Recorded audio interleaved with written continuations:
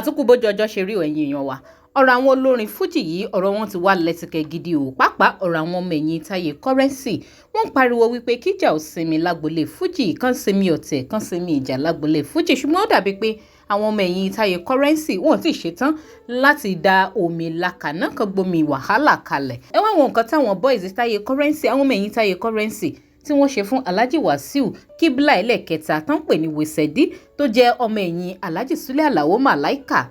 ṣé wàhálà míì tún kọ́ lélẹ́yìí tó ń bọ̀ báyìí lágbolé fújì jó yẹ kó rí báyìí ṣó yẹ kó máa ṣẹlẹ̀ báyìí ṣá lágbolé fújì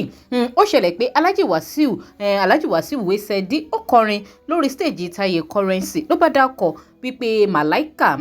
màlá òun lọ̀gá àwọn tóun fẹ́ràn tóun sì gbà fún lágbolé fújì làwọn boys Taye Currency náà ṣe méní náà ṣe méjì náà bá lọ bá wípé kó stop ẹ o kó yé máa dárúkọ Malaika mọ́ lórí stage àwọn kó má dárúkọ Malaika lórí stage Currency ó ga ò ṣó yẹ kó rí bẹ́ẹ̀ ṣá ṣó yẹ kó rí bẹ́ẹ̀ ṣó yẹ kó máa rí báyìí lágbolé fújì ẹ̀yin èèyàn ẹ jẹ́ ká jìjọ wo fídíò iná kẹ́yìn náà gbọ́ bó ṣe lọ.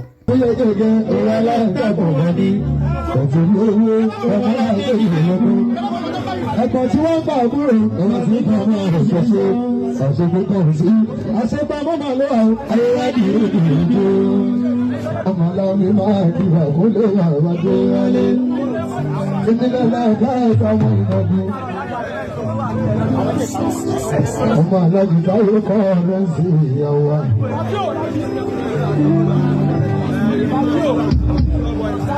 Ṣẹ́yìn náà ti rí bọ́n ṣe bọ́n ṣe fi style sọ fún pé kó má dárúkọ Sule Alao Malaika mọ́ lórí stage Taye Currency àmọ́ ṣé ká ní Malaika àti Taye Currency ṣáwọn méjèèjì ṣé wọ́n ní counter tẹ́lẹ̀ ni àbí kí ló